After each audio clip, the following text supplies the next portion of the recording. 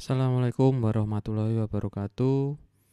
Nah, kali ini di dalam mata kuliah logika algoritma kita akan belajar tentang konsep mengurai masalah. Nah, untuk mengetahui bagaimana konsep mengurai masalah dalam logika algoritma, kita harus tahu apa itu logika dan apa itu algoritma. Nah, mari kita bahas bersama ya teman-teman. Apa sih logika itu? Nah, secara singkat logika itu adalah penalaran atau bentuk pemikiran yang masuk akal atau ilmu yang diberikan prinsip-prinsip yang harus diikuti agar dapat berpikir valid menurut aturan. Nah, sederhananya kalau kita lagi browsing ya, kita cari di Google gitu.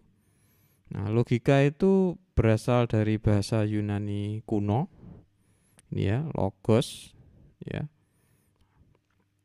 yang berarti pertimbangan akal pikiran yang diutarakan lewat kata dan dinyatakan dalam bahasa. Nah, jadi perlu teman-teman ingat ya di sini diutarakan lewat kata dan dinyatakan dalam bahasa. Nah, nanti bahasa ini nanti macam-macam ya kalau dalam dunia pemrograman.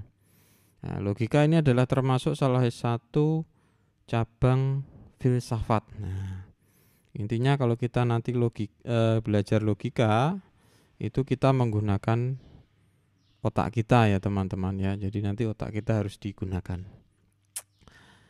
Nah, kalau kita tidak menggunakan logika, yang terjadi adalah seperti video di pojok kanan atas, kanan bawah ini ya. Nah, di sini Anda lihat, nah ini ada orang lagi motong kayu. Nah, ketika dia nggak bisa mikir secara logis, nah, duduknya di sini. Nah, akhirnya dia jatuh sendiri ya. Ya, motong kayunya di mana, duduknya di mana. Nah, itulah akibatnya kalau kita tidak bisa melakukan sesuatu secara logis. Nah, sedangkan algoritma, apa sih algoritma? Nah, kalau dalam matematika dan ilmu komputer, algoritma ini prosedur. Prosedur langkah demi langkah untuk perhitungan.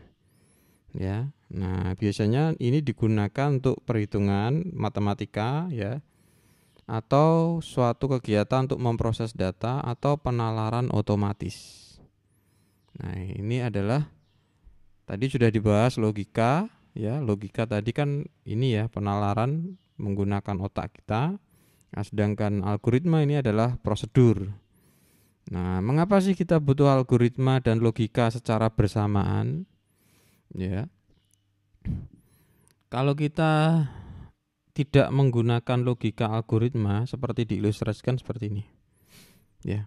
Jadi ini nih. Nah, ini ada orang naik perahu ya dengan menempelkan magnet ya, dengan menempelkan magnet, terus yang satunya menggantungkan magnet seperti ini pakai pancingan. Harapannya dia bisa berjalan. Ya, harapannya dia bisa berjalan. Algoritmanya seperti itu yang dia lakukan ya, urutannya gitu. Jadi nempelin magnet di perahu itu, terus yang kedua magnet satunya dipancing seperti ini. Nah, itu algoritmanya dia. Nah, cuman sayangnya algoritmanya dia nggak logis. Ya, seharusnya ya kalau kita berpikir logis, maka ini harusnya magnet ini nempel ke sini. Ya, itu kalaupun susunan magnetnya benar ya. Nah, Anda lihat di sini kutub-kutubnya, ya kan? Yang berdekatan itu kan sama ya, putih sama putih. Ibaratkan putih itu kutub selatan ya. Tapi kok dia bisa menarik? Nah, ini jadi ketidaklogisan yang kedua itu tadi ya. Kalau yang pertama ketidaklogisannya, saya ulang ya. Kalau yang pertama ketidaklogisannya adalah harusnya magnet ini nempel ya, atau tolak menolak ya. Tapi ini tidak ya. Ya, yang kedua di sini, kenapa di sini susunan magnetnya seperti ini? Kalaupun logikanya mereka itu benar gitu ya, harusnya putih ini didekatkan dengan yang merah ya. Ya. Walaupun kita ini ya, meski kalau misalkan beneran bisa pakai pancing ya, nah, Tapi lihat saja di sini. Ini nggak ini ya. Nggak masuk akal, dan algoritmanya ya aneh juga karena nggak masuk akal.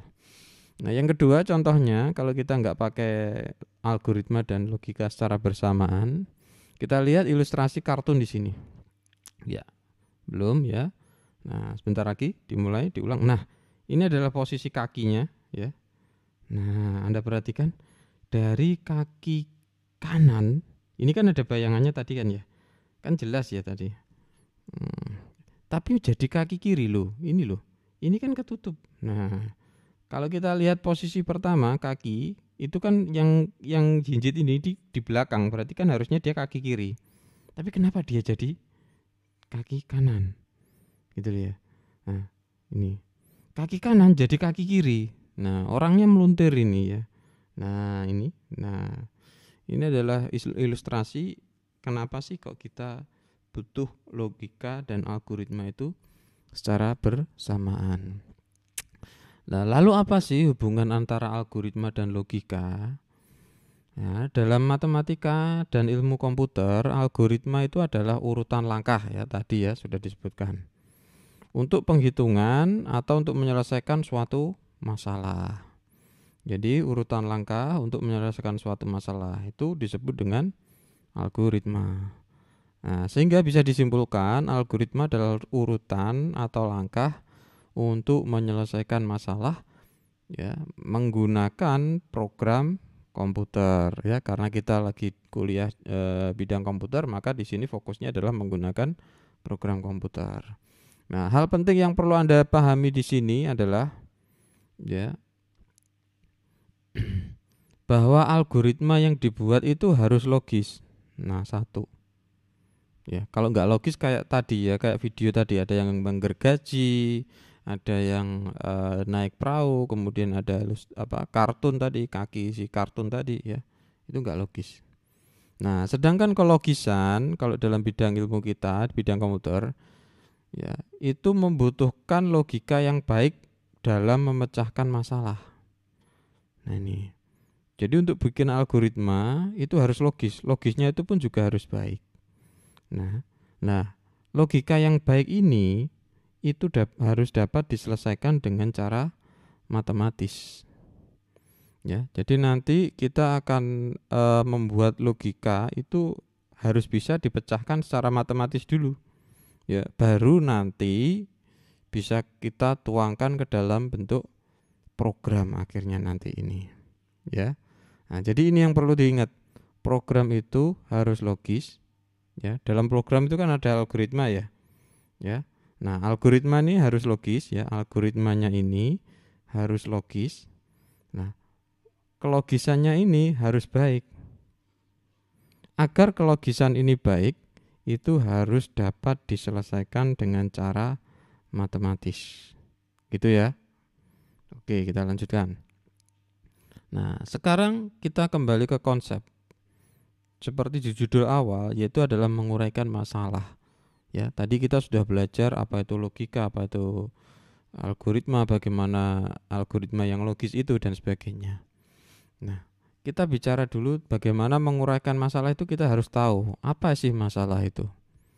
Ya, masalah itu adalah pertanyaan atau tugas yang harus kita cari jawabannya atau solusinya.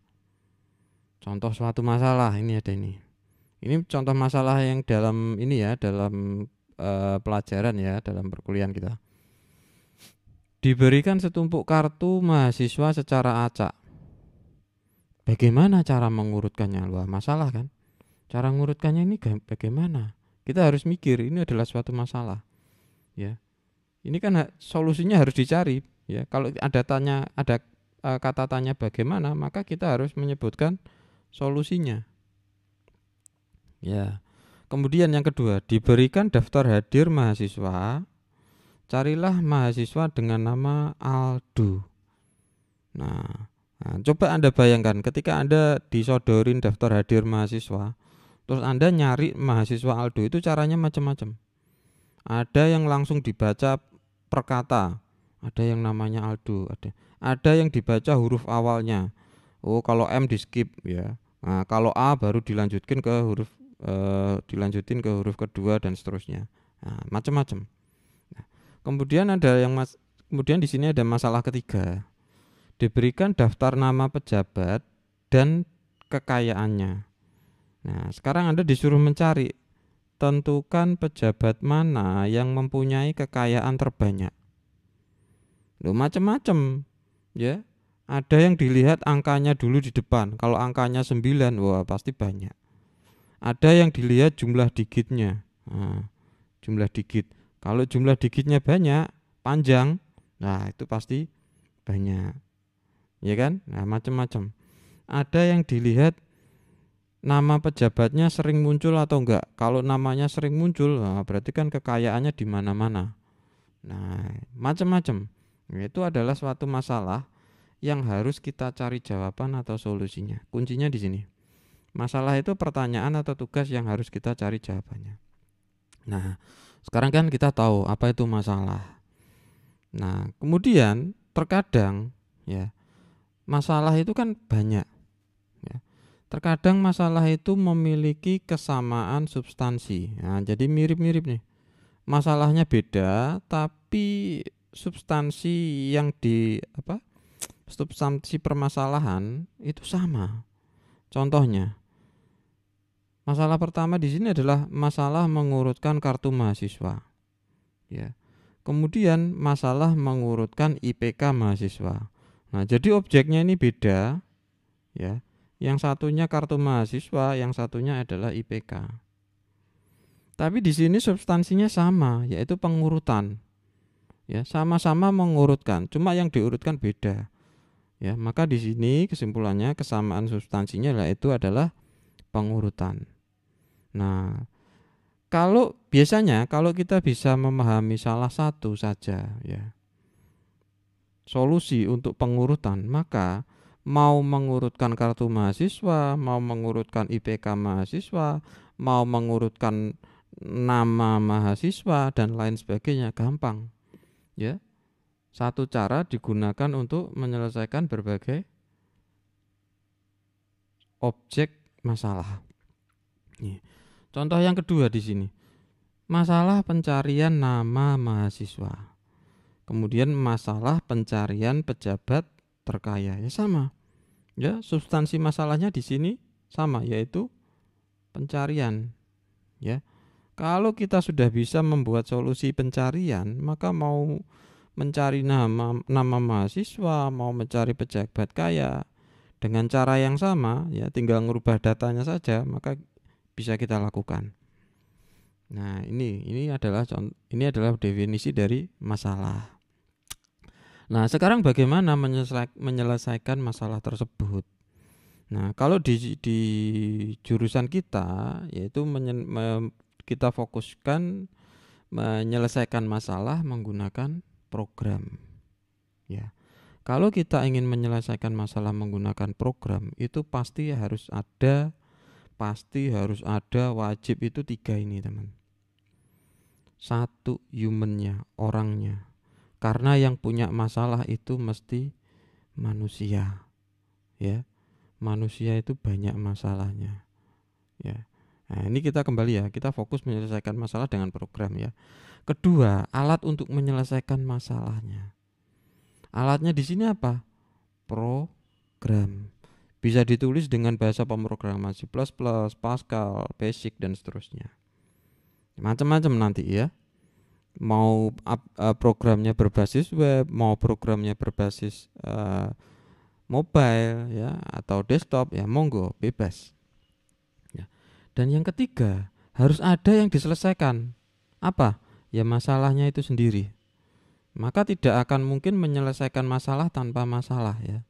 Nah, kalau kita pernah mendengar ini ya jargon menyelesaikan masalah tanpa masalah ya kembali lagi ya antara logis nggak logis ya silahkan dinilai sendiri gitu ya.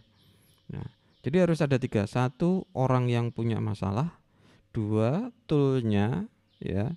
Tool menyelesaikan masalahnya pakai apa. Yang ketiga adalah masalahnya itu sendiri. Apa yang mau diselesaikan ini. Nah, di sini ada beberapa langkah cara menyelesaikan masalah. Yang pertama adalah kita harus bisa menganalisa masalah dan membuat algoritmanya. Ya, kembali lagi di jurusan kita, kalau kita ingin menyelesaikan masalah menggunakan program, maka kita harus bisa menganalisa masalah dan membuat algoritmanya. Satu.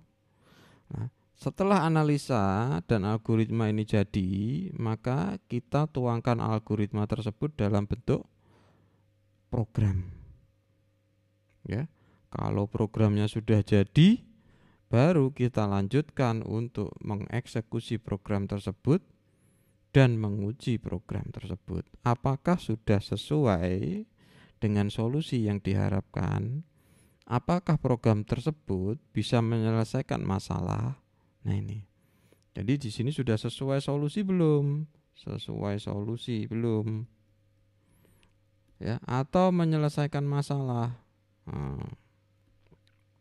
Menyelesaikan masalah. Ya. Jadi ini harus diperhatikan nih. Nah, nantilah ya. Nah, suatu saat nanti di semester berikutnya kita akan belajar lebih lanjut tentang ini ya. Membuat program sama menguji program ini. Nah, kalau kita sementara ini masih di sini ya, bagaimana kita menganalisis masalah dan membuat algoritma. Contohnya di sini adalah ya, belum contoh ya. Jadi untuk menganalisa masalah dan membuat algoritma itu membutuhkan beberapa hal. Ya, yang pertama bukan pertama sih ya, ini bukan ini ya, bukan urutan ya. Jadi bisa mau yang ini dulu, mau yang ini dulu ya, bebas. Yang jelas untuk menganalisa dan membuat algoritma itu membutuhkan satu, pengalaman, kreativitas, kelihayan kita, kecerdikan kita ya. Kemudian pengetahuan kita, terus imajinasi kita. Nah, ini penting ini ya. Ya. Nah, minimal ini pengetahuan ini penting ini, pengetahuan ini ya. Karena di sini tugas kita adalah menuntut ilmu. Ya. Nah, salah satu langkah pertama untuk menganalisa masalah itu harus yang kita lakukan adalah mengidentifikasi informasi yang ada dulu. Nah, ini wajib ini. Jadi dari suatu masalah nanti kan diceritakan. Nah, ini kita harus identifikasi informasi apa saja yang kita dapatkan dari masalah ini. Ya. Informasi apa saja yang kita dapatkan. Terus, nah, untuk mengidentifikasi ini kita harus bisa membedakan mana yang menjadi masukan dan mana yang menjadi keluaran atau hasil. Ya. Kalau masukan itu ibaratnya bahan. Nah, bahan. Nah, seperti halnya kalau kita ingin membuat kopi manis, maka bahan-bahannya atau masukannya itu kopi, gula bubuk, kemudian air panas ya kan. Kalau mau ada susu ya silahkan. Ya. Nah, komposisi dari kopi, gula, air panas ini menentukan hasilnya. Mau kopinya pahit berarti kopi bubuknya harus dibanyakin. Mau manis berarti gulanya harus lebih banyak ya. Nah, seperti itu. Jadi untuk mengidentifikasi informasi, saya ulangi ya. Informasi apa saja nanti yang kita dapat itu harus dibedakan menjadi dua. Mana yang menjadi masukan atau bisa digunakan sebagai bahan, mana yang dibutuhkan sebagai hasil ya atau ya keluaran ya. Kalau dalam pemrograman masukan atau bahan itu disebut input, kalau hasilnya disebut dengan output. Gitu ya. Oke, kita lanjut. Nah, contohnya di sini adalah ada permasalahan ya, kita disuruh menghitung keliling persegi panjang. Maka di sini kita harus identifikasikan informasinya. Informasi yang didapatkan apa? Ya, misalkan dijabarkan ya, ada soal cerita dijabarkan. Oh, panjangnya sekian, ada persegi panjang ya, ada persegi panjang, panjangnya 10, lebarnya 5. Nah, maka ya harus kita definisikan informasinya. Terus di sini kan biasanya soal kan berapa kelilingnya. Nah, maka di sini dari informasinya kan ada 3, panjang, lebar, terus di sini berapa kelilingnya, yang ditanya keliling.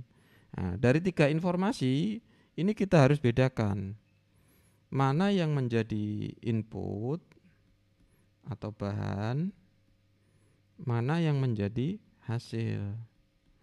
Ya, maka di sini diilustrasikan, oh yang jadi input itu panjang sama lebar. Oh, berarti informasi tentang panjang dan lebar ini digunakan sebagai input. Ya. Nah, tadi ada kata berapa kelilingnya. Ya, berarti ini saya tulis di sini ya, panjang terus lebarnya ini sebagai input. Terus di sini berapa kelilingnya? Oh, yang diminta ternyata ini. Ya, yang diminta ternyata ini. Maka ini keliling ini kita gunakan sebagai outputnya, ya. Maka di sini output ini ya saya tulis di sini ya, hasilnya adalah keliling. Nah, ini. Nah, maka di sini targetnya yang dicari adalah si keliling. Ya.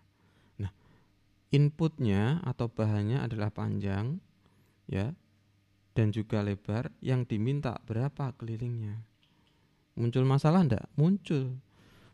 Ya, apa masalah? Gimana cara kita menentukan keliling itu? Nah, di tengah-tengah ini gimana cara kita menentukannya? Maka dari sinilah kita butuh yang namanya pengetahuan. Ya, butuh ilmu. Apa itu ilmu yang bisa kita gunakan? Nah, ini ya saya bersihkan dulu ya. Oke.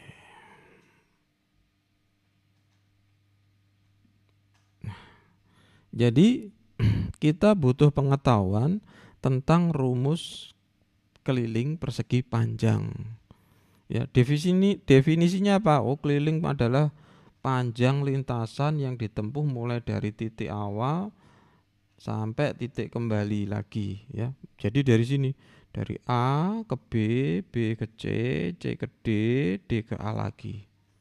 Ya, sehingga ya dari definisi ini maka rumusnya menjadi sisi yang AB ditambah sisi BC ditambah sisi CD ditambah sisi DA.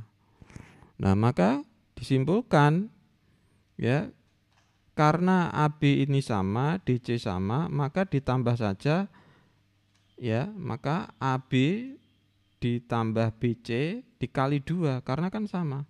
Ini sama dengan ini sama dengan ini.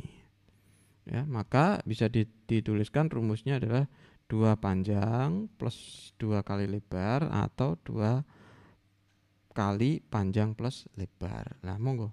Yang mana yang mau kita gunakan sama saja. Ya. Nah, ini adalah pengetahuan yang dibutuhkan untuk menyelesaikan atau membuat solusi menghitung keliling. Nah, berikutnya, kalau kita sudah tahu gimana tadi caranya menyelesaikan ya masalah menghitung keliling, maka kita susun algoritmanya. Ya, kita susun. Yang pertama kita butuh input. Ya, kita masukkan inputnya dulu. Get input. Nah, ini. Apa tadi inputnya? Yaitu panjang sama lebar. Kalau sudah dapat panjang dan lebar, maka harus kita hitung. Harus kita hitung kelilingnya pakai rumus ini. 2 kali panjang plus lebar. Kalau sudah, apakah hanya dihitung? Tidak, ya harus kita tampilkan, harus kita tuliskan, ya kan? Nah, maka ini disebut sebagai output. Jadi pasti ada 3 tahap ini. Ya, pasti ada 3 tahap nih. Nah, kurang lebih di sini ada input, ya, proses, output. Nah, kurang lebih seperti ini ya. Nanti lebih detailnya kita jelaskan di video berikutnya. Nah, ini adalah algoritmanya. Ilustrasinya seperti ini. Nah, bisa juga kita gambarkan atau kita tuliskan menggunakan pseudocode. Ya, pseudocode, maka di sini diinputkan, dimasukkan panjang, kemudian diinputkan atau masukkan lebar. Setelah itu dihitung si keliling dengan cara 2 kali panjang plus lebar. Ya, kalau sudah maka di print ya, ditampilkan ya, dicetak ini hasil perhitungannya si keliling. Ini ngambilnya dari mana? Ya dari sini. Nah, ditampilkan ke sini. Nah, ini tadi bentuknya ilustrasinya, ini pseudocode-nya. Nah, kalau kita ingin gambarkan flowchart ya kurang lebih seperti ini teman-teman. Ya. Nah, ini.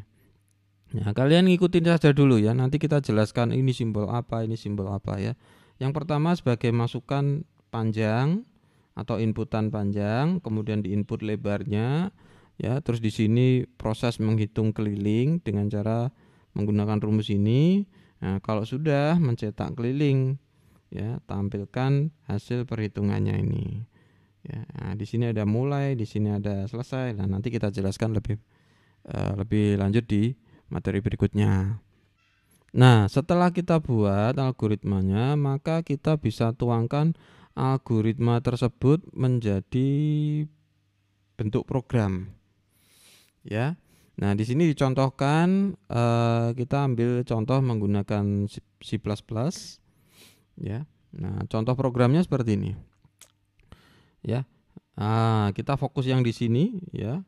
Nah, kalau selain yang ini yang atas sama yang bawah ini blok kode standarnya C++ ya. Ya, kita ngikutin dulu, nanti ada bagian tersendiri untuk menjelaskan ini.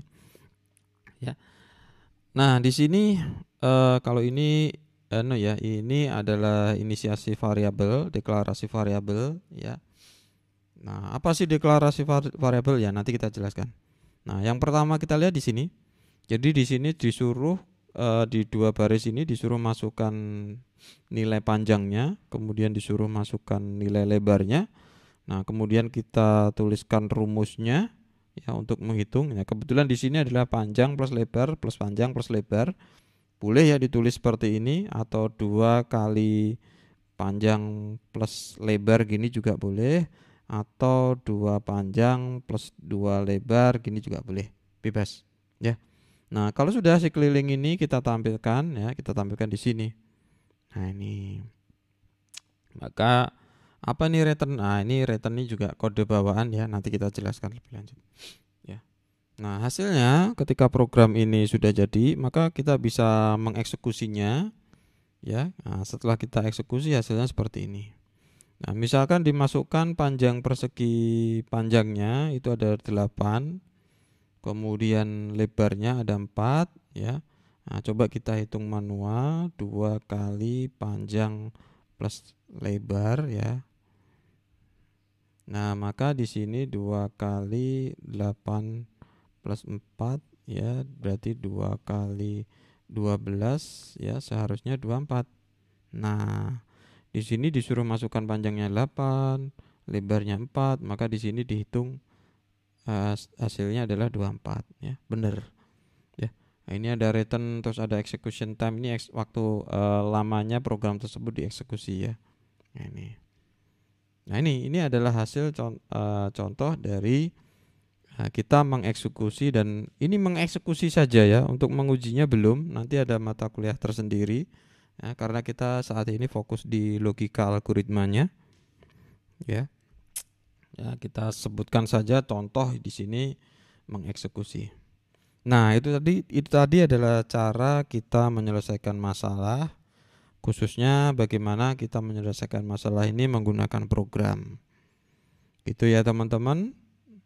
Nah, kita ketemu di sesi berikutnya. Terima kasih. Wassalamualaikum warahmatullahi wabarakatuh.